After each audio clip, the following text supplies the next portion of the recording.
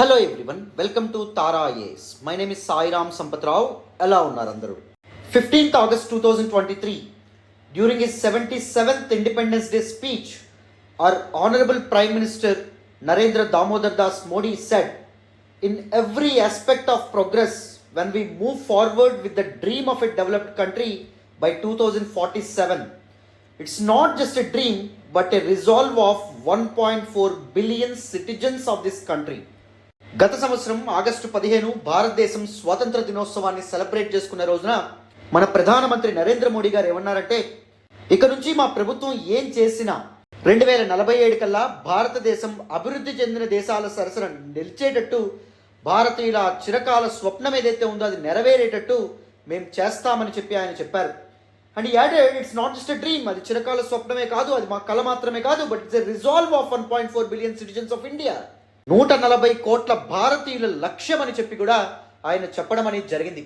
And even recently our finance minister Nirmala Sitharaman, while presenting the interim budget of 2024, she said our government is well resolved to make India a developed nation by 2047. రీసెంట్గా మన ఆర్థిక శాఖ మంత్రి నిర్మలా సీతారామన్ గారు తన మధ్యంతర budget ఏదైతే ప్రవేశపెట్టారో ఆ బడ్జెట్ స్పీచ్లో కూడా మా ప్రభుత్వం 2047 కల్లా భారతదేశాన్ని అభివృద్ధి చెందిన దేశంగా నిలపాలనేటటువంటి లక్ష్యంతో పనిచేస్తుంది, ఆ విధంగా ముందుకు అడుగులు వేస్తుంది అని చెప్పడం జరిగింది. With this I welcome all of you on a comprehensive discussion on Viksit Bharat 2047, a pathway to developed country. Keep everything aside, పుస్తకాలు, పెన్లు, మీ ఆలోచనలు అన్నింటినీ ఒక పక్కన పడేసేయండి. Next 30 to 40 minutes join with me on a wonderful journey. And I will explain you about this concept of Viksit Bharat. I will decode this concept of Viksit Bharat 2047, and I will tell you about main aspects of Viksit Bharat 2047, and I will talk about the opportunities for India to become a developed country by 2047, and I will also discuss the challenges and way forward as well. This can be a potential mains question that can be asked in UPSC mains 2024 else 2025. So very important topic. Attention pay చేసి వింటే డీటెయిల్డ్గా this particular topic మీకు పూర్తి స్థాయిలో అర్థమవుతుంది. వీలైతే ఈ session 1.5x స్పీడ్లో కానీ 1.25x స్పీడ్లో కానీ వాచ్ చేసే ప్రయత్నం చేయండి, so that you can save your time and దాంతోపాటు మీకు better and optimum class experience కూడా ఉంటుందమ్మా. మరి క్లాస్లోకి వెళ్ళే ముందు మీ అందరికీ ఒక చిన్న మాట, మనం యూట్యూబ్లో అప్లోడ్ చేసుకుంటున్నటువంటి అన్ని వీడియోస్ వెనుక చాలా ఎఫర్ట్స్ ఉంటాయి, చాలా టైం ఇవ్వాల్సి ఉంటుందమ్మా, చాలా హార్డ్ వర్క్ ఉంటుంది. If you really want to acknowledge your efforts, please do hit that big fat like button. Explanation ఎలా ఉందో కామెంట్ చేయండి. మీ ఫ్రెండ్స్ అండ్ ఫెలో ఆస్పిరెంట్స్తో కూడా మన వీడియోస్ని షేర్ చేసే ప్రయత్నం చేయండి. అండ్ ఛానల్ని ఎవరైనా సబ్స్క్రైబ్ చేసుకోకపోతే తారా ఐఏఎస్ ఛానల్ని సబ్స్క్రైబ్ చేసుకోండి. తెలుగు రాష్ట్రాల నుంచి UPSC civil service examination prepare అవుతున్న స్టూడెంట్స్ అందరి కోసం మనం చాలా మంచి ఇనిషియేటివ్స్తో ముందుకు రాబోతున్నాం. ఓకేనా? Without any further delay, let us delve into the concept of Viksit Bharat 2047, a pathway to a developed country. So first up, let us look at the concept of Viksit Bharat. Let's try to answer this fundamental question. What do you mean by Viksit Bharat? Viksit Bharat is a Sanskrit word that simply means shining or bloomed or blossomed, opened, grown or developed Bharat ga manam cheppochu. Viksit Bharat is to be understood in the sense of a developed India. Viksit Bharat ante enti? అభివృద్ధి చెందినటువంటి భారతదేశంగా మనం చెప్పొచ్చు అనమాట.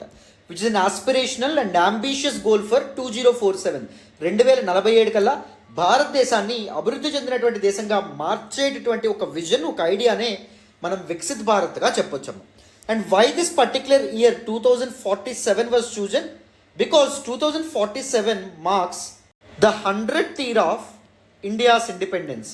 Colonial rule నుంచి భారతదేశానికి స్వతంత్రం వచ్చి 100 సంవత్సరాలు పూర్తవుతుంది కాబట్టి, సో 2047 కల్లా భారతదేశాన్ని అభివృద్ధి చెందినటువంటి దేశంగా మార్చాలనేదే వికసిత్ భారత్ అనేటటువంటి ఈ విజన్ యొక్క, ఈ ప్రోగ్రామ్ యొక్క లక్ష్యం అన్నమాట.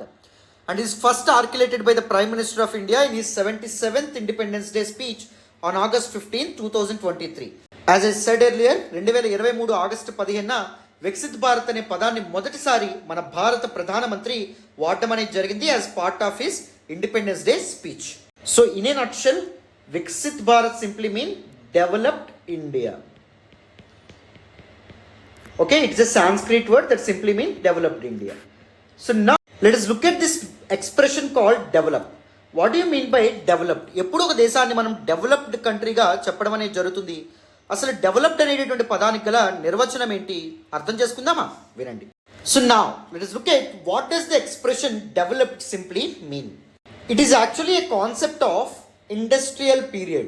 సో ఎప్పుడైతే పారిశ్రామిక విప్లవం కారణంగా కొన్ని దేశాలు విపరీతంగా ఎకానమీని అభివృద్ధి చేసుకోవడం అనేది జరిగిందో, ఆన్ దట్ టైం అంటే వరల్డ్ ఎకానమీ ఎప్పుడైతే సింపులర్గా ఉండడం అనేది జరిగిందో, సింపుల్గా అర్థం చేసుకోబడడం అనేది జరిగిందో, ఆ సమయంలో the world was divide into 3 types of countries. One is developed countries. Developed country means హావ్స్గా మనం చెప్పొచ్చు. ఏ కంట్రీస్కి అయితే రిసోర్సెస్ అనేటువంటి ఎక్కువ ఉంటాయి, ఏ కంట్రీస్కి అయితే ఎకనామిక్ అండ్ పొలిటికల్ పవర్ అనేటువంటిది ఉంటుంది, సో ఆ కంట్రీస్ని డెవలప్డ్ కంట్రీస్గా చెప్పొచ్చు. And second type of country ఏంటి? Developing countries or under developed countries. They are have నాట్స్గా చెప్పొచ్చు. ఇనఫ్ రిసోర్సెస్ అండ్ దాంతోపాటు enough social and economic upliftment లేనటువంటి, ప్రోగ్రెస్ లేనటువంటి కంట్రీస్ని డెవలపింగ్ కంట్రీస్గా చెప్పొచ్చు. And third type of countries are least developed countries. They are never హ్యావ్స్గా మనం చెప్పొచ్చు. They have never been in the race of development over the history, over the past. గతంలో ఎప్పుడు కూడా డెవలప్మెంట్ అనేటటువంటి రేస్లో లేనటువంటి కంట్రీస్ని లీస్ట్ డెవలప్డ్ కంట్రీస్గా మనం చెప్పొచ్చు. But over these years this development అనేటటువంటి పదం ఏదైతే ఉందో దాని యొక్క స్కోప్ అనేటువంటిది వైడెన్ అవుతూ రావడం అనేది జరిగింది, బ్రాడన్ అవుతూ రావడం అనేటటువంటిది జరిగింది. Over the time, the use of the distinction between developed and developing regions has diminished. ఈ డిస్టింక్షన్, ఈ వ్యత్యాసం ఏదైతే ఉందో అది కంప్లీట్గా డిమినిష్ అవ్వడం అనేది జరిగింది, వానిష్ అవ్వడం అనేది జరిగింది. ఈవెన్ యునైటెడ్ నేషన్స్ చూసుకున్న, ఐక్యరాజ్య సమితి యొక్క ఫ్లాగ్షిప్ పబ్లికేషన్స్ అండ్ దాంతోపాటు రిపోర్ట్స్ మనం చూసుకున్నా, లేకపోతే వరల్డ్ బ్యాంక్ లాంటి ఇంటర్నేషనల్ ఆర్గనైజేషన్స్ యొక్క చార్టర్స్ అండ్ అదర్ అగ్రిమెంట్స్ చూసుకున్నా ఈ పదాలు ఏంటో మనకు కనిపించవు. ఇన్స్టెడ్ వరల్డ్ బ్యాంక్ కంట్రీస్ని ఎలా కేటగరైజ్ చేసిందంటే lower income countries, lower middle income countries, upper middle income countries and high income కంట్రీస్గా డివైడ్ చేయడం అనేది జరిగింది. ఫస్ట్ హై ఇన్కమ్ కంట్రీస్ అంటే ఏంటి? These are the countries with an annual per capita gross national income of more than $13,846. ఒక దేశం యొక్క GDP per capita $13,846 కంటే ఎక్కువ ఉంటే వాటిని హై ఇన్కమ్ కంట్రీస్గా చెప్పొచ్చు. Second, upper middle income countries అంటే ఏంటి? $4,466 నుంచి $13,845 మధ్యలో ఒక దేశం యొక్క జీడిపి పర్ క్యాపిటా ఉంటే వాటిని అప్పర్ మిడిల్ ఇన్కమ్ ఎకానమీస్గా చెప్పొచ్చు. లోవర్ మిడిల్ ఇన్కమ్ కంట్రీస్ లేదా లోవర్ మిడిల్ ఇన్కమ్ ఎకానమీస్ అంటే ఏంటి? GDP per capita for example $1,136 నుంచి $4,465 మధ్యలో ఉందనుకోండి, లోవర్ ఇన్కమ్ ఎకానమీస్గా చెప్పొచ్చు. అండ్ $1,136 కంటే తక్కువ ఉందనుకోండి జీడిపి పర్ క్యాపిటా, వాటిని మనం ఏం చెప్తాం? లో ఇన్కమ్ కంట్రీస్గా మనం వర్గీకరిస్తాం, చెప్పడం అనేటువంటి జరుగుతుంది. మరి మన దేశం ఇండియా ఏ కేటగిరీలో ఉంది? లోవర్ మిడిల్ ఇన్కమ్ ఎకానమీగా, లోవర్ మిడిల్ ఇన్కమ్ కంట్రీగా ఉండడం అనేటువంటిది జరిగింది. అంటే మనం 2047 కల్లా వికసిత్ భారత్ లేదా డెవలప్డ్ కంట్రీగా మారాలంటే మన యొక్క జీడిపి పర్ క్యాపిటా ఎంతకు చేరుకోవాలి? $13,846 కంటే ఎక్కువగా మన జీడిపి పర్ క్యాపిటా ఉండాలి. అండ్ అప్పటికి దిస్ ఈక్వేషన్స్ అనేవి మారితే అంటే 13,846 ఉండాలని లేదు, ఎందుకంటే మన ఇండియాతో పాటు అదర్ కంట్రీస్ కూడా గ్రో అవుతూ ఉంటాయి. సో దిస్ పర్టికులర్ క్రైటీరియా ఏదైతే ఉందో అది ఎక్స్టెండ్ చేసే అవకాశం కూడా ఉంటుంది. ఫర్ ఎగ్జాంపుల్ $15,000 కానీ $18,000 కానీ ఎక్స్టెండ్ చేసే అవకాశం కూడా ఉంటుందన్నమాట. అర్థమైందా? సో అప్పుడు ఉన్నటువంటి క్రైటీరియా ఏదైతే ఉందో దాన్ని మనం దాటి ఉండాలి, అప్పుడే హై ఇన్కమ్ ఎకానమీ లేదా డెవలప్డ్ కంట్రీగా భారతదేశం గుర్తింపబడుతుంది అనమాట. And now on what basis we decide a country a developed country or a high income economy? Only GDP per capita మాత్రమే మనం పరిగణలోకి తీసుకుంటే సరిపోతుందా? అదొక్కటే సరిపోదు.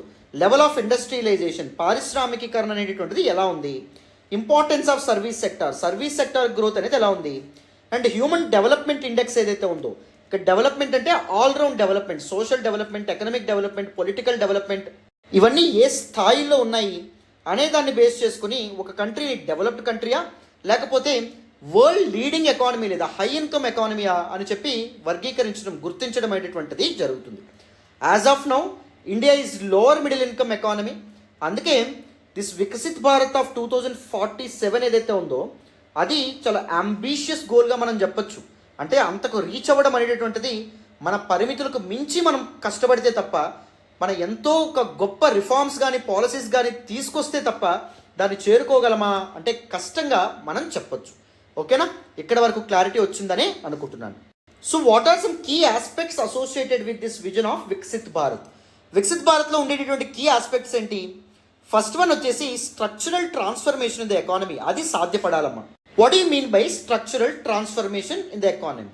మన ఎకనామిక్ స్ట్రక్చర్ లేదా ఎకనామిక్ మోడల్ చూస్తే majority of the people depend on agriculture for their livelihoods. Around 50% of Indians depend on agriculture. వ్యవసాయము లేదా అగ్రికల్చరల్ ఎలైడ్ సెక్టార్స్ ఏవైతే ఉంటాయో వాటి మీద డిపెండ్ అవ్వడం అనేది జరుగుతుంది. వ్యవసాయ ఆధారిత రంగాల మీద డిపెండ్ అవుతారన్నమాట. But the major point of concern ఏంటి అంటే the share of agriculture to Indian GDP చాలా చాలా తక్కువ. అరౌండ్ 17 to 18% మాత్రమే ఉండడం అనేది జరిగింది. అంటే మెజారిటీ ఆఫ్ ది పాపులేషన్ వ్యవసాయ రంగంలో పనిచేస్తున్నా కానీ జీడిపికి అగ్రికల్చర్ నుంచి వచ్చే షేర్ చాలా చాలా తక్కువ. సో ఇట్ ఈస్ ఎ లో ప్రొడక్టివిటీ సెక్టార్గా మనం చెప్పొచ్చు. సో లో ప్రొడక్టివిటీ సెక్టార్ నుంచి హై ప్రొడక్టివిటీ సెక్టార్ వైపు మనం షిఫ్ట్ అయ్యామనుకోండి, రిసోర్సెస్ని షిఫ్ట్ చేసామనుకోండి.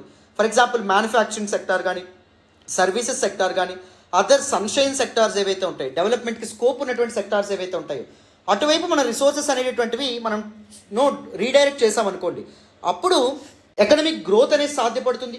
కొత్తగా ఎంప్లాయ్మెంట్ అనేటువంటిది క్రియేట్ అవుతుంది. అండ్ పవర్టీ, పేదరికం ఏదైతే ఉంటుందో అది కూడా తగ్గడం అనేది జరుగుతుంది. So this kind of structural transformation is necessary. Low productivity sectors నుంచి మన రిసోర్సెస్ని హై ప్రొడక్టివిటీ సెక్టార్స్ వైపు మార్చాలి. హ్యూమన్ రిసోర్సెస్ అయినా ఫినాన్షియల్ రిసోర్సెస్ అయినా వాటిని అటువైపు రీడైరెక్ట్ చేసేటటువంటి ప్రయత్నం చేయాలి. Second one, prioritising labour markets. మన ఇండియా యొక్క మేజర్ స్ట్రెంగ్త్ ఏంటంటే మన పాపులేషన్, మన జనాభా కారణంగా ఇండియాలో చీప్ లేబర్ దొరకడం అనేది జరుగుతుంది అనమాట. చాలా తక్కువ కాస్ట్కి పనిచేసే వాళ్ళు దొరుకుతారు. దాని కారణంగానే చాలా ఫారిన్ కంట్రీస్ మన దేశంలో ఇన్వెస్ట్మెంట్స్ అనేటివి పెడతాయి, పెట్టుబడులు పెడతాయి. తక్కువకు పనిచేసే వాళ్ళు కోకొల్లల మంది మన దేశంలో ఉంటారు కాబట్టి. సో ఈ మన స్ట్రెంగ్త్ ఏదైతే ఉందో దాన్ని మనం కన్సాలిడేట్ చేసే ప్రయత్నం చేయాలి. Quality and quantity of labour సప్లైని పెంచే ప్రయత్నం చేయాలి. లేబర్ ఎవరైతే ఉన్నారో వాళ్ళని స్కిల్ఫుల్గా మార్చే ప్రయత్నం చేయాలి. ఎక్కువ మంది లేబర్ని మనం ప్రొడ్యూస్ చేసే ప్రయత్నం చేయాలి. ఎక్కువ మందిని ఎంప్లాయబుల్గా మార్చేటటువంటి ప్రయత్నం చేయాలి. వాళ్ళ స్కిల్స్ పెంచి ఎంప్లాయబిలిటీ ఆఫ్ వర్కర్స్ని మనం ఇంప్రూవ్ చేస్తే అండ్ దాంతోపాటు ఫెయిర్ అండ్ ఎఫిషియెంట్ మేనర్లో మనం లేబర్ రెగ్యులేషన్స్ రూల్స్ తీసుకొస్తే అండ్ దాంతోపాటు లేబర్ లేదా వర్కర్స్ యొక్క ఎఫర్ట్స్ని ఇంటెన్సివైజ్ చేసేటటువంటి పాలసీస్తో మనం ముందుకొస్తే ఎకనామిక్ గ్రోత్ కూడా మనకు సాధ్యపడడం అనేది జరుగుతుంది. లేబర్ ప్రొడక్టివిటీ అనేటటువంటి పెంచాలమ్మా. లేబర్ ప్రొడక్టివిటీ పెంచాలంటే వాళ్ళ యొక్క స్కిల్స్ ఏవైతే ఉంటాయో వాటిని ఇంప్రూవ్ చేసేటటువంటి ప్రయత్నం చేయాలి. వాటిని అగ్రివేట్ చేసే ప్రయత్నం చేయాలి. అండ్ దాంతోపాటు ఇన్ఫార్మాలిటీ లేబర్ ప్రొడక్షన్ ఏదైతే ఉందో దాన్ని తగ్గించేటటువంటి ప్రయత్నం చేయాలి. ఫార్మలైజ్ చేయాలి ఎవ్రీ సెక్టార్ ఏదైతే ఉందో దాన్ని. అండ్ దాంతోపాటు సోషల్ ప్రొటెక్షన్ అనేటటువంటిది కూడా వర్కర్స్కి అందించాలి. అంటే పెన్షన్స్ కానీ లేకపోతే అదర్ సోషల్ సెక్యూరిటీ బెనిఫిట్స్ ఏవైతే ఉంటాయో వాటిని కూడా వాళ్ళకి ప్రొవైడ్ చేయడం ద్వారా we can encourage many people to work, we can encourage many people to get in to employability. అది ఒక ఇంపార్టెంట్ థింగ్. థర్డ్ వన్ ఏంటి అంటే ఎంఫసిస్ ఆన్ కాంపిటేటివ్నెస్. మన ఇండియాలో ఉన్నటువంటి మ్యానుఫ్యాక్చరింగ్ ఆర్ సర్వీసెస్ కంపెనీస్ ఏవైతే ఉంటాయో వాటికి ఎఫిషియన్సీని పెంచే ప్రయత్నం చేయాలి. ఇన్నోవేషన్ ఏదైతే ఉందో దాన్ని ఎంకరేజ్ చేసే ప్రయత్నం చేయాలి. మన ఇండియా ఓన్లీ కొన్ని కన్వెన్షనల్ ఆర్ ట్రెడిషనల్ ప్రొడక్ట్స్ మాత్రమే ప్రొడ్యూస్ చేయడం కాకుండా diversity of products and services మీద ఫోకస్ చేయాలి. ఓన్లీ ఐటీ సర్వీసెస్ మీదమే కాకుండా అదర్ సర్వీసెస్ ఏవైతే ఉంటాయో వాటిని కూడా మనం ఎంకరేజ్ చేసే ప్రయత్నం చేయాలి. మన డొమెస్టిక్ మార్కెట్స్ని ఎక్స్పాండ్ చేయాలి. అండ్ గ్లోబల్ మార్కెట్స్లో కూడా మన యొక్క కంపెనీస్ కానీ మన యొక్క ఫర్మ్స్ కానీ పోటీ పడేటట్టు మనం అలాంటి ఒక ఎకో సిస్టమ్ ఏదైతే ఉందో దాన్ని క్రియేట్ చేయాలి. Economic dynamism is very important. And changing the conditions, పరిస్థితులు మారుతున్న కొద్దీ మన ఎకనామిక్ మోడల్ ఏదైతే ఉందో దానిలో మార్పులు తీసుకురావాలి. ఆ మార్పులకి అనుగుణమైనటువంటి ఎకో సిస్టమ్ మనం ఎప్పటికప్పుడు క్రియేట్ చేస్తూ ఉండాలి. మన ఎక్స్పోర్ట్స్ అనేటువంటి ఎగుమతులు పెంచుకోవాలి. ఇన్వెస్ట్మెంట్స్, పెట్టుబడులు ఏవైతే ఉంటాయో వాటిని కూడా మనం అట్రాక్ట్ చేసే ప్రయత్నం చేయాలన్నమాట. That is how we can emphasise on improve competitiveness domestically and globally అమ్మ.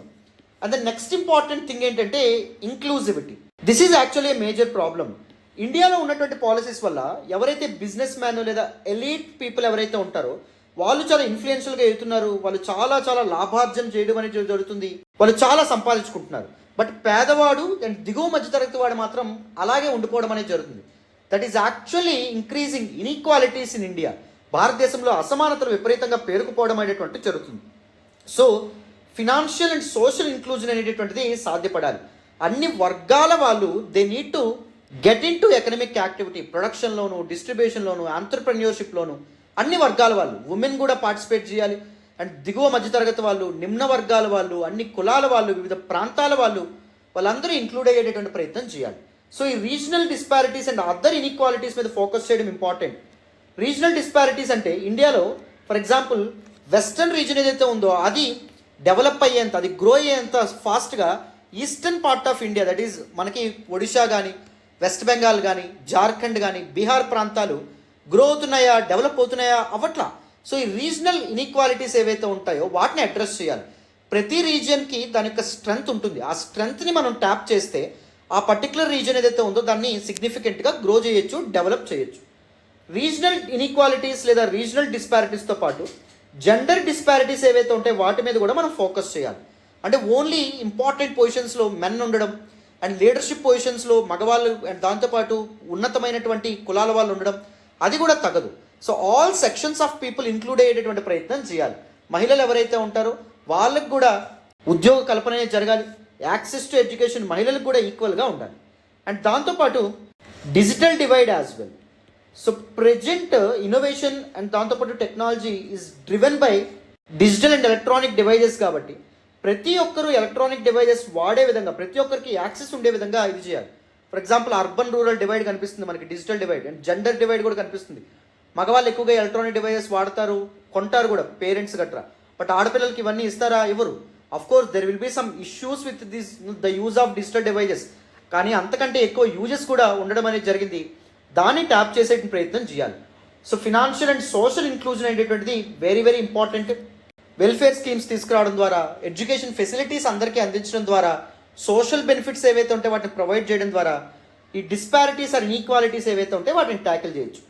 అండ్ గవర్నెన్స్లో కూడా రిఫార్మ్స్ అనేటువంటివి తీసుకొచ్చే ప్రయత్నం చేయాలి. రూల్ ఆఫ్ లా అనేటటువంటిది ఎన్ష్యూర్ చేసే ప్రయత్నం చేయాలి. అకౌంటబిలిటీ, ప్రభుత్వాలు ఏవైతే ఉంటాయో అవి జవాబుదారీగా ఉండాలి. ట్రాన్స్పరెన్సీ మెయింటైన్ చేసే విధంగా ఉండాలి. ప్రభుత్వాలు అండ్ ప్రభుత్వ రంగ సంస్థలు కూడా దేశ అభ్యున్నతిలో పార్టిసిపేట్ చేయాలి. For example the country's growth, economic growth majorly private sector మీద డిపెండెంట్గా ఉండమని చూద్దాం. We over rely on private players for our economic growth. But even public sector undertakings కానీ లేకపోతే గవర్నమెంట్ యొక్క కంపెనీస్ కానీ ఇవి కూడా కంట్రీ యొక్క ఎకనమిక్ గ్రోత్ కోసం, ప్రాఫిట్స్ కోసం ప్రయత్నాలు చేయాలి. అవి కూడా పాటుపడాలనే విధంగా చెప్పొచ్చు. దేశంలో కరప్షన్ తగ్గాలి. రెడ్ టేపిజం అండ్ లైసెన్సింగ్ ఏదైతే ఉందో, ఆఫ్ కోర్స్ 1991 ఎల్పిజి రిఫార్మ్స్ తర్వాత తగ్గాయి అనుకోండి. బ్యూరోక్రాట్స్ చుట్టూ తిరగడం కానీ, పర్మిషన్ల కోసం చాలా సేపు వెయిట్ చేయడం కానీ ఇలాంటివి. బట్ ఇంకా రిఫార్మ్స్ తీసుకురావాలి. ఈజ్ ఆఫ్ డూయింగ్ బిజినెస్ ఏదైతే ఉందో, బిజినెస్ ఫ్రెండ్లీ ఎకో సిస్టమ్ ఏదైతే ఉందో దాన్ని ఇండియాలో ఏర్పాటు చేయాలి. And seizing opportunities in the green revolution. All across the world different countries are transitioning in to clean energy alternatives and green technology ఏదైతే ఉందో, గ్రీన్ ఫ్యూయల్ ఆల్టర్నేటివ్స్ ఏవైతే ఉంటే వాటి వైపు వెళ్తున్నారు. సో ఇండియా దాన్ని అవకాశంగా మార్చుకోవాలి. రెన్యూవబుల్ ఎనర్జీ రిసోర్సెస్ ఏవైతే ఉంటాయో వాటిని ఉపయోగించుకోవాలి. ఎనర్జీ ఎఫిషియన్సీ ఏదైతే ఉందో దాన్ని ఎన్హాన్స్ చేయాలి. క్లైమేట్ రెసిలెంట్ ప్రాక్టీసెస్ ఏవైతే ఉంటాయో, వాతావరణానికి అండ్ ప్రకృతికి ఎటువంటి ఇబ్బంది కలగకుండా మన గ్రోత్ మోడల్ ఉండాలి. అండ్ దాంతోపాటు గ్రీన్ హౌస్ గ్యాస్ ఎమిషన్స్ ఏవైతే ఉంటాయో వాటిని తగ్గించాలి. కార్బన్ ఉద్గారాలు ఏవైతే ఉంటాయో వాటిని తగ్గించాలి. ఎన్విరాన్మెంటల్ డిగ్రేడేషన్ ఏదైతే ఉందో దాన్ని మిటిగేట్ చేసే ప్రయత్నం చేయాలి. రెడ్ మైనింగ్ లాంటి యాక్టివిటీస్ ఏవైతే ఉంటాయో వాటిని ఎండ్ చేయాలి. మన గ్రోత్ జర్నీలో ఓన్లీ సస్టైనబుల్ ప్రాక్టీసెస్ అనేటటువంటివి భాగంగా చేసుకోవడం చాలా ఇంపార్టెంట్. ఎందుకంటే ఫ్యూచర్ జనరేషన్స్ ఎవరైతే ఉంటారో, భవిష్యత్తు తరాల వాళ్ళు ఎవరైతే ఉంటారో వాళ్ళు కూడా సుభిక్షంగా ఉండాలంటే ప్రజెంట్ ఉన్నటువంటి న్యాచురల్ రిసోర్సెస్ కానీ ఇవన్నీ డిప్లీట్ అవ్వకూడదు, అవన్నీ ప్రొటెక్ట్ చేయబడాలి కాబట్టి. అండ్ దాంతోపాటు గ్రోత్ సెంట్రిక్ డిప్లొమసీ కూడా చాలా ఇంపార్టెంట్గా మనం చెప్పచ్చు. వేరే దేశాలతో సంబంధ బాంధవ్యాలు ఏర్పాటు చేసే ముందు గ్రోత్ అనేటటువంటి దృష్టిలో పెట్టుకోవాలన్నమాట. అనవసరంగా వేరే కంట్రీస్తో గొడవలు పెట్టుకోవడం కానీ, అనవసరంగా కయ్యానికి కాల్దోవడం కానీ చేయకుండా ఎవరైతే మనకు హాస్టైల్ నేషన్స్ ఉన్నారో వాళ్ళని మనం మిత్రపక్షాలుగా మార్చుకునే ప్రయత్నం చేయాలి. Of course for the larger interest of our nation India. So మన డిప్లొమాటిక్ స్టాన్స్ అనేటటువంటిది పాజిటివ్గా బెటర్గా ఉండడం ద్వారా కూడా India can achieve its ambitious goal of becoming a developed country by 2047. So now let us look at what are some important opportunities for India to become a developed country by 2047.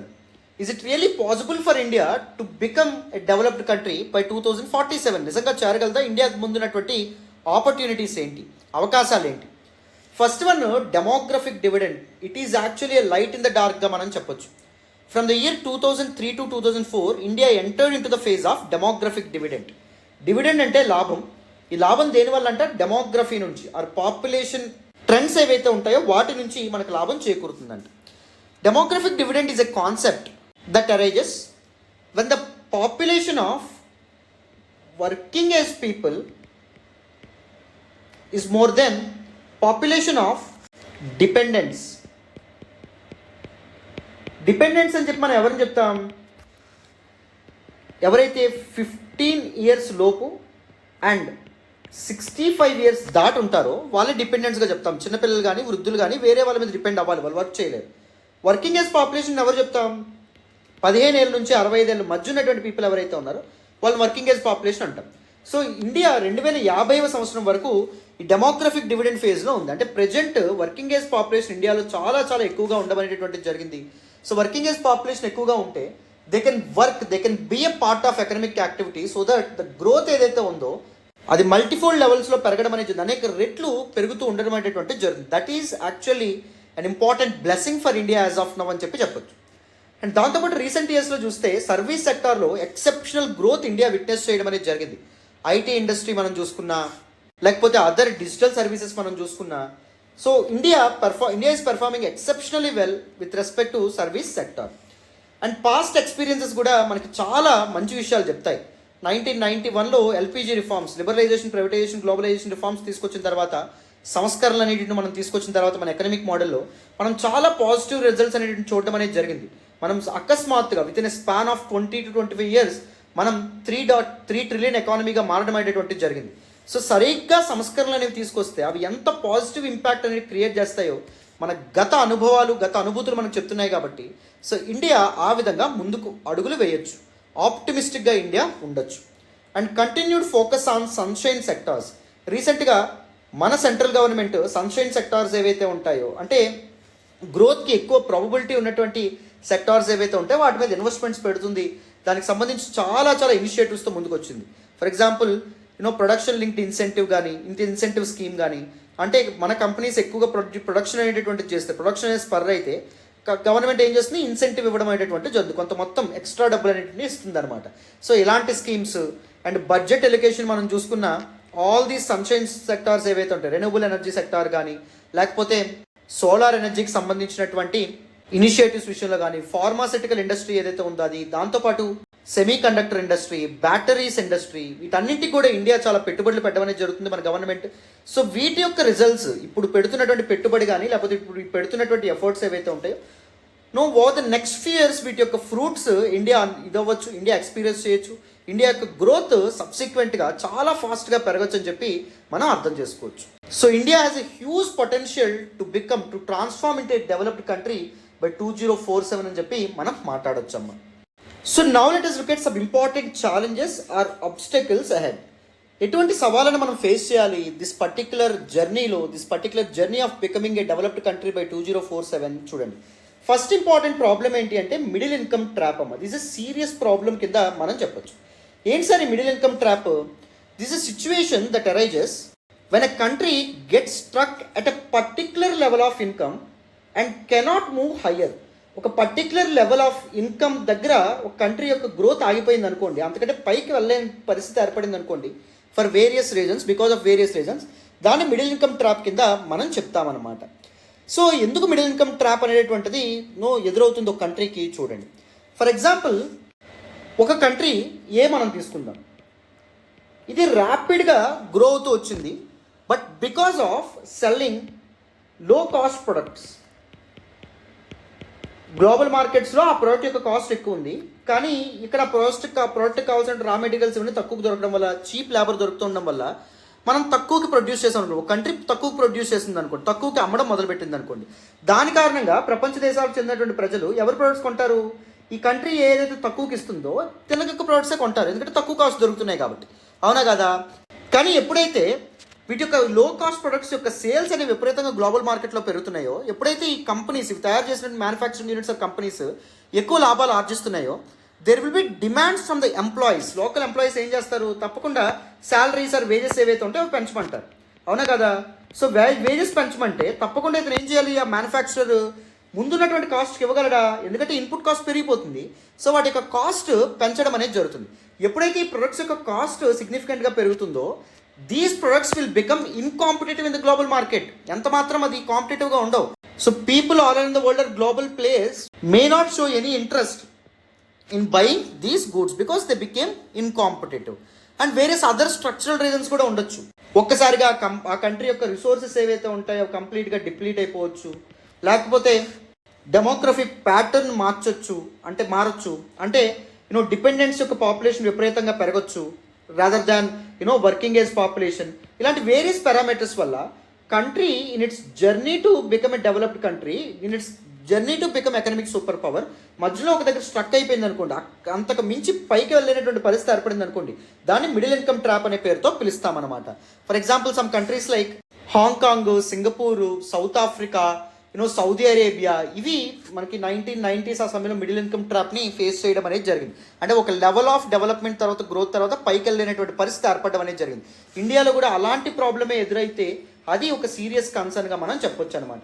And skilled human resources, India demographic డివిడెండ్లో ఉంది అని ఎంత గొప్పగా మనం చెప్పుకుంటామో, but problem ఏంటి అంటే working age population ఎక్కువగా ఉన్నప్పటికీ సో ఈ పీపుల్కి కావాల్సినటువంటి ఎంప్లాయ్మెంట్ ఆపర్చునిటీస్ అనేవి ఉన్నాయా అనేటటువంటిది ఒక పెద్ద ప్రాబ్లం.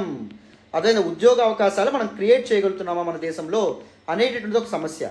అండ్ మన ఇండియా యొక్క సన్షైన్ సెక్టార్స్లో పనిచేసేటటువంటి స్కిల్ మన పీపుల్కి ఉందా, ఎంప్లాయబుల్గా ఉన్నారా, పనిచేసే విధంగా వాళ్ళు ఉన్నారా అనేటటువంటిది ఒక ప్రాబ్లం. వర్కింగ్ ఏజ్ పాపులేషన్ ఉంటే సరిపోదు, వర్క్కి సరిపడా స్కిల్ ఏదైతే ఉందో అది కూడా వాళ్ళకి ఉండాలి, క్వాలిఫికేషన్ కూడా ఉండాలి. సో స్కిల్డ్ హ్యూమన్ రిసోర్సెస్ కూడా ఒక ఇంపార్టెంట్ ఛాలెంజ్ కింద మనం చెప్పొచ్చు. థర్డ్ వన్ వచ్చేసి inflation. So any growth seeking కంట్రీకి ఇన్ఫ్లేషన్, ద్రవ్యోల్బణం అనేది ఒక పెద్ద థ్రెట్ అమ్మ.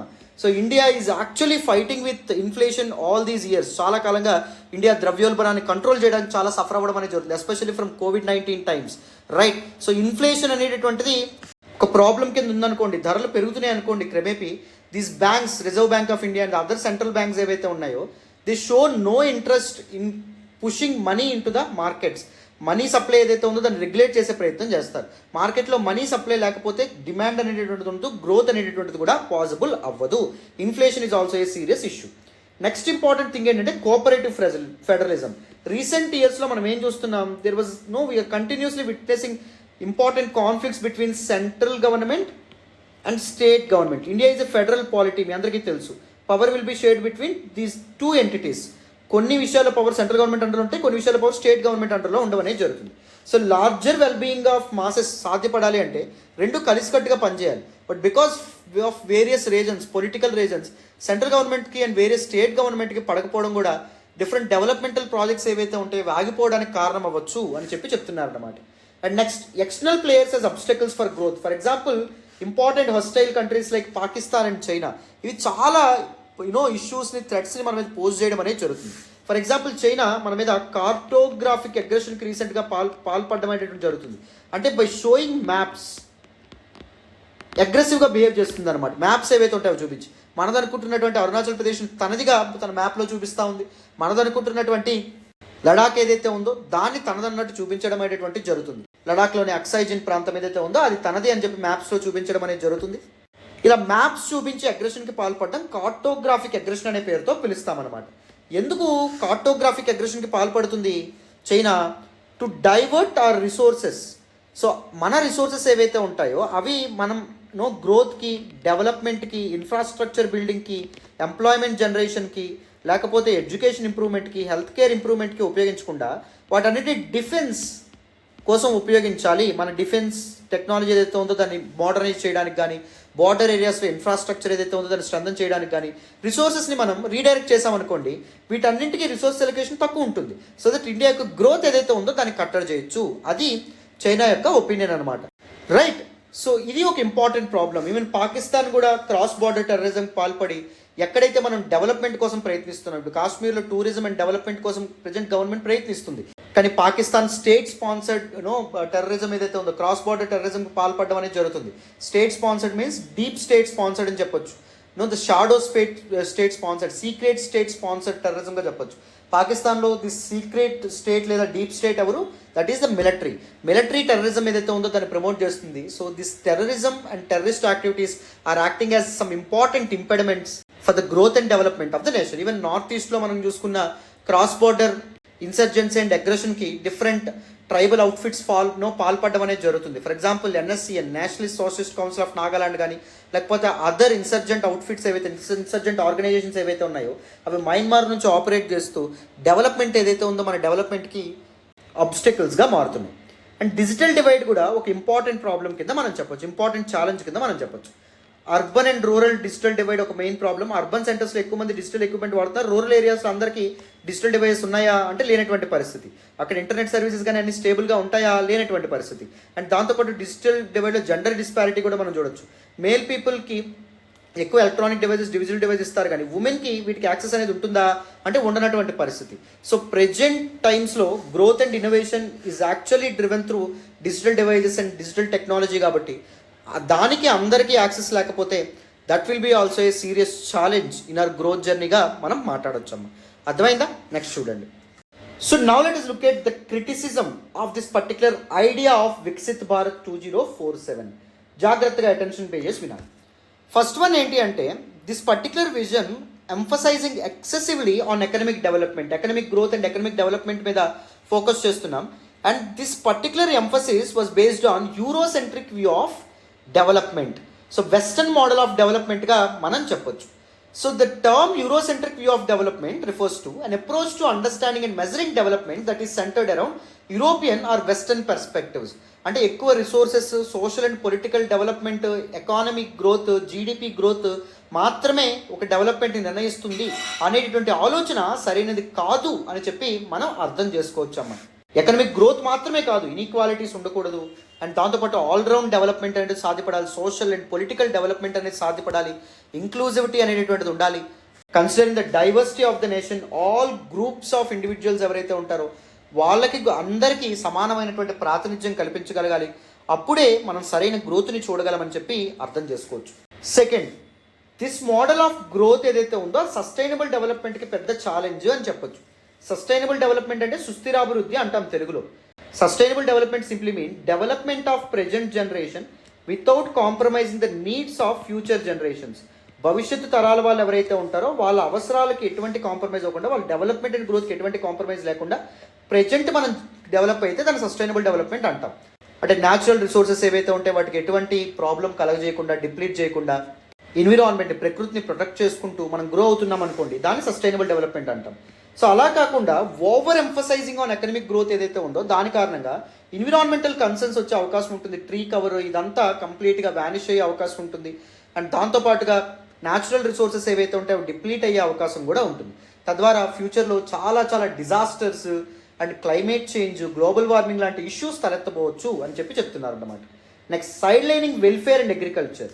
సో మనం high productivity or high yielding sectors ఏవైతే ఉంటాయో వాటి మీద ఫోకస్ చేసే క్రమంలో మనం పీపుల్ యొక్క వెల్ఫేర్ ఏదైతే ఉందో, అంటే సంక్షేమ పథకాలు ఆపేయడం కానీ లేకపోతే అగ్రికల్చర్ మీద తక్కువ ఫోకస్ చేస్తే రేపొద్దున్న ఇండియా ఫుడ్ ఇన్సెక్యూరిటీతో బాధపడే అవకాశం అనేటటువంటిది ఉంటుంది. మనకు కావాల్సినటువంటి తిండి గింజలు మనం ప్రొడ్యూస్ చేసుకోలేనటువంటి పరిస్థితి ఏర్పడవచ్చు. అన్నపూర్ణ అని పిలువబడేటటువంటి భారతదేశం వేరే వాళ్ళ నుంచి ధాన్యం కానీ తిండి గింజలు కానీ ఇంపోర్ట్ చేసుకునే పరిస్థితి వస్తే అంతకంటే ఘోరమైనటువంటి పరిస్థితి ఇంకేం ఉండదు అని చెప్పి అర్థం చేసుకోవచ్చు. So equal emphasis, at least enough emphasis should be given to agriculture and welfare of the masses as well. ఇది ఒక important thing. Next, so this Viksit Bharat is part of popularist politics అని చెప్పి కొంతమంది అంటారు. అంటే ఎక్కువ మెజారిటీ పీపుల్ ఇండియా ఎప్పుడు developed country అవుతుంది, మనం ఎప్పటికీ డెవలపింగ్ కంట్రీగానే మిగిలిపోతామా, ఇండియా అభివృద్ధి చెందిన దేశాల పక్కన ఎప్పుడు నిలవడం అనేది జరుగుతుంది, ఇలాంటి పోస్టులు కానీ ఇవన్నీ సోషల్ మీడియాలో గట్రా మీరు చూసే ఉంటారు. సో గవర్నమెంట్ ఏ విధంగా చేస్తుందంటే పాపులరిస్ట్ ఐడియాస్ ఏవైతే ఉంటాయో, ఐ మీన్ ఎక్కువ majority of the people developed country అంటున్నారు కాబట్టి మేము డెవలప్డ్ కంట్రీగా ఇండియాని మార్చేస్తామనేటటువంటి ఎక్స్ప్రెషన్ని చూపిస్తూ పొలిటికల్ అడ్వాంటేజ్ తీసుకోవడం అనేటువంటిది జరుగుతుంది. Only political power and political advantage కోసం మాత్రమే this expression of Viksit Bharat అనేది క్రియేట్ చేయబడింది అని చెప్పి కొంతమంది క్రిటిక్స్ అంటారు. నాట్ మీ, ద క్రిటిక్స్ అంటారు. అండ్ నెక్స్ట్ ఇంపార్టెంట్ థింగ్ ఏంటి అంటే over emphasis and over budget allocation to this high yielding sectors may compromise government allocation on key aspects like education and health. So ఈ manufacturing and service sector improve చేయడానికి government research and development, innovation వీటి మీద ఖర్చు పెడితే ఎడ్యుకేషన్కి సరిపడా money government ఇది చేయలేకపోవచ్చు, ఇన్వెస్ట్ చేయలేకపోవచ్చు, హెల్త్ కేర్ సెక్టార్లో కూడా ఇన్వెస్ట్ చేయలేకపోవచ్చు. అండ్ ప్రెజెంట్ ట్రెండ్ కూడా మనకు అలాగే కనిపిస్తుంది. So percentage of health care spending with respect to GDP మనం చూసుకుంటే less than 1% of the GDP మాత్రమే ఇండియా హెల్త్ మీద స్పెండ్ చేయడం అనేది జరుగుతుంది. That is a serious concern. Even education మీద పెట్టే స్పెండింగ్ కూడా లెస్ దాన్ 2.5% మాత్రమే ఉండడం అనేది జరిగింది. That is also a serious concern. That is also a serious problem. So ఇలాంటి కీ సోషల్ డెవలప్మెంట్కి కారణమయ్యేటటువంటి కీ సెక్టార్స్ మీద ఎక్స్పెండిచర్ తగ్గే అవకాశం ఉంటుంది. అది కూడా ఒక ఇంపార్టెంట్ ప్రాబ్లమ్ ఈ దిస్ పర్టికులర్ గ్రోత్ మోడల్ ద్వారా అని చెప్పి కొంతమంది క్రిటిక్స్ అంటున్నారు అనమాట. This all about the criticism with respect to this vision. So now let us look at the way forward. మరి what exactly is the solution? How can we become a prosperous and happy nation by 2047? Instead of the concept of Viksit Bharat మీద focus పెట్టకుండా the theme ought to be, ఆ theme expression ఎలా ఉండాలంటే happy India, developed ఇండియాగా ఉండాలి. కుశల్ భారత్, వికసిత్ భారత్గా ఉండాలి. Indian people ఎవరైతే ఉంటారో, దేశం అంటే మట్టి కాదు, దేశం అంటే మనుషులు. సో దేశ ప్రజలందరినీ ఆనందంలో ముంచెత్తితే, దేశ ప్రజలందరికీ ఆనందదాయకంగా మారిస్తే అదే అభివృద్ధి చెందిన దేశంగా మనల్ని మారుస్తుంది అనే విధంగా మనం అలవాటు చేసుకోవాలి. సో ఇంక్లూజివ్ డెవలప్మెంట్ అనేది ఉండడం వల్ల కానీ, పీపుల్ అందరికీ equitable access to education, health, innovation, technology వీటన్నింటినీ ఇది చేయడం వల్ల, ఈక్విటబుల్ యాక్సెస్ ప్రొవైడ్ చేయడం ద్వారా India can easily become a developed country అని ప్రభుత్వం ఆలోచించాలి అని చెప్తున్నారు అనమాట. అండ్ పాలసీ అలైన్మెంట్ కూడా ఉండాలి. ఏదో వికసిత్ భారత్, డెవలప్డ్ కంట్రీ అనే మాట కాకుండా గవర్నమెంట్ యొక్క పాలసీస్, డెసిషన్స్ అండ్ లాస్ ఏవైతే ఉంటాయో ఈ పర్టికులర్ కాన్సెప్ట్కి అలైన్ అవుతూ వాటితో అలాంటి ఇంపార్టెంట్ డెసిషన్స్తో ముందుకు రావాలి. And peer learning is also very important. How some countries like Singapore and China ఇలాంటి కంట్రీస్ ఎలా డెవలప్డ్గా మారడం అనేది జరిగింది, రైట్? ఒకప్పుడు అవంతా హై ఈల్డింగ్ కంట్రీస్ కాదు కదా. సో అవి ఏం చేయడం అనేది జరిగింది, వాళ్ళ పాలసీస్ ఎలా తీసుకున్నారు, అలా వేరే దేశాల నుంచి కూడా మనం కేస్ స్టడీస్ ఏవైతే ఉంటాయో వాటిని పరిశీలించాలి, వాటి నుంచి నేర్చుకోవాలి. Incorporate diverse indices. కేవలం జీడిపిని మాత్రమే ఎకనామిక్ గ్రోత్కి, డెవలప్మెంట్కి ఒక పారామీటర్గా, ఒక క్రైటీరియాగా తీసుకోకుండా హ్యూమన్ డెవలప్మెంట్ ఇండెక్స్ కానీ, సోషల్ డెవలప్మెంట్ ఇండెక్స్ కానీ, గ్రీన్ ఇండెక్స్ కానీ, హ్యూమన్ సఫరింగ్ ఇండెక్స్ కానీ, గ్లోబల్ ఇన్నోవేషన్ ఇండెక్స్ కానీ, పవర్టీ ఇండెక్స్ కానీ, కరప్షన్ ఇండెక్స్ కానీ, జెండర్ ఈక్వాలిటీ ఇండెక్స్ కానీ, వరల్డ్ ప్రెస్ ఫ్రీడమ్ ఇండెక్స్ కానీ, ఇలాంటి వేరియస్ ఇండైజెస్ ఏవైతే ఉంటాయో వాటిని ఎప్పటికప్పుడు అబ్జర్వ్ చేస్తూ, మానిటర్ చేస్తూ మనం డెవలప్మెంట్ ఏదైతే ఉందో దాన్ని మెజర్ చేసుకుంటూ ఉండాలి. ఓన్లీ జీడిపి ఆర్ నేషనల్ ఇన్కమ్ని బేస్ చేసుకుని ఇండియా డెవలప్డ్ కంట్రీ అయిపోతుంది అనుకోవడం మన అవివేకం అనే విధంగా మనం అర్థం చేసుకోవాలి. And educational and awareness programmes ఏవైతే ఉంటాయో అవి కూడా కండక్ట్ చేయాలి. Through them, we need to sensitize people. There were some social barriers for some sections of people to evolve, to grow. Isn't it? కుల ప్రాతిపదిక అనేది ఉంటుంది. అండ్ దాంతోపాటు జెండర్ ఇన్ఈక్వాలిటీస్ కూడా ఉండడం జరుగుతుంది. ఫర్ ఎగ్జాంపుల్ రూరల్ ఏరియాస్లో మహిళలకి చదువుకోవడానికి కూడా ఇప్పటికీ యాక్సెస్ లేనటువంటి పరిస్థితి. అట్లీస్ట్ మెట్రిక్ వరకు చదువుకున్న హయ్యర్ స్టడీస్కి యాక్సెస్ లేనటువంటి పరిస్థితి. సో ఇలాంటి ఇంపార్టెంట్ ఇష్యూస్ ఏవైతే ఉంటాయో, స్ట్రక్చరల్ ఇష్యూస్ ఏవైతే ఉంటాయో వాటిని అడ్రస్ చేసే ప్రయత్నం చేయాలి. పీపుల్ని సెన్సిటైజ్ చేసే ప్రయత్నం చేయాలి, ప్రజల్ని చైతన్యపరచాలి. And next prioritising inclusivity. All round development, all sections of పీపుల్ని ఎకనామిక్ గ్రోత్లో ఇంక్లూడ్ చేసే ప్రయత్నం చేయాలి, ఇన్వాల్వ్ చేసేటటువంటి ప్రయత్నం చేయాలి. కేవలం కొంతమంది మాత్రమే ఎకనామిక్ గ్రోత్లో భాగమయ్యి ఎకనామిక్ గ్రోత్ యొక్క ఫ్రూట్స్ కొంతమంది బిజినెస్ మ్యాన్, కొంతమంది పీపుల్ అనుభవించడమే కాకుండా all sections of people this economic growth యొక్క ఫ్రూట్స్ అనుభవించేటట్టు చేయగలగాలి. ఎప్పుడైతే ఇన్సెంటివ్ ఉంటుందో people will involve more, people will work harder than before, isn't it? And upholding diversity and addressing regional specific issues. India is a nation of diversity. India is a nation of many differences. So ఈ diversity ఏదైతే ఉందో దాన్ని మన స్ట్రెంత్గా గుర్తించాలి, దాన్ని uphold చేసేటటువంటి ప్రయత్నం చేయాలి. ఒక నేషనలైజ్, సెంట్రలైజ్డ్ మోడల్ తీసుకురావడం కాకుండా డిఫరెంట్ రీజియన్లో ఉండేటటువంటి వేరియస్ స్పెసిఫిక్ ఇష్యూస్ ఏవైతే ఉంటాయో వాటిని అడ్రస్ చేస్తూ ఇండియా డెవలప్డ్ కంట్రీగా మారడంలో కొన్ని important challenges, regional specific challenges కూడా ఉంటాయి. వాటిని అడ్రస్ చేస్తూ పాలసీస్ ఏవైతే ఉంటాయో ముందుకు తీసుకురావాలి. డెవలప్మెంట్ ఎప్పుడైతే మనం డీసెంట్రలైజ్ చేస్తామో, అంటే కేవలం కొన్ని సిటీస్ డెవలప్ అవ్వడం కానీ, కొంతమంది పీపుల్ డెవలప్ అవ్వడం కాకుండా ఆల్ ద రీజియన్స్ డెవలప్మెంట్లో పార్టిసిపేట్ చేస్తే we can see a significant rate of growth అని చెప్పి మనం అర్థం చేసుకోవచ్చు. అర్థమైందా? కంప్లీట్గా డీటెయిల్డ్గా దిస్ పర్టిక్యులర్ టాపిక్ మీకు పూర్తి స్థాయిలో అర్థమైందని అనుకుంటున్నాను. మళ్ళీ చెప్తున్నాను, on this concept of Viksit Bharat 2047 you can expect a mains question this year 2024లో అయినా 2025లో అయినా తప్పకుండా వచ్చే అవకాశం ఉంటుంది. 10 సార్లు మన ప్రైమ్ మినిస్టర్ కానీ ఫినాన్స్ మినిస్టర్ కానీ అదర్ ఇంపార్టెంట్ మినిస్టర్స్ ఈ పదం వాడుతున్నారు. అండ్ వేరియస్ మీటింగ్స్లో కూడా డిఫరెంట్ బ్యూరోక్రాట్స్, చీఫ్ సెక్రటరీస్ ఈ వికసిత్ భారత్ అనే పదాన్ని వాడడం అనేటటువంటిది జరుగుతుంది. సో అందుకే డీటెయిల్డ్గా ఈ సెషన్ అనేటటువంటిది నేను చేయడం అనేది జరిగింది. అందరికీ కాంప్రహెన్సివ్గా దిస్ పర్టికులర్ టాపిక్ అర్థమైందని అనుకుంటున్నాను. Thank you so much for all the support and all the love so far అమ్మ. ఇలాంటి మరిన్ని వీడియోస్ మీకు కావాలంటే please do hit that big fat like button. Explanation ఎలా ఉందో కామెంట్ చేయండి. మీ ఫ్రెండ్స్ అండ్ ఫెలో ఆస్పిరెంట్స్ కూడా మన వీడియోస్ని షేర్ చేసే ప్రయత్నం చేయండి. Thank you so much for all the support and all the love so far నాన్న. బాయ్ అమ్మ.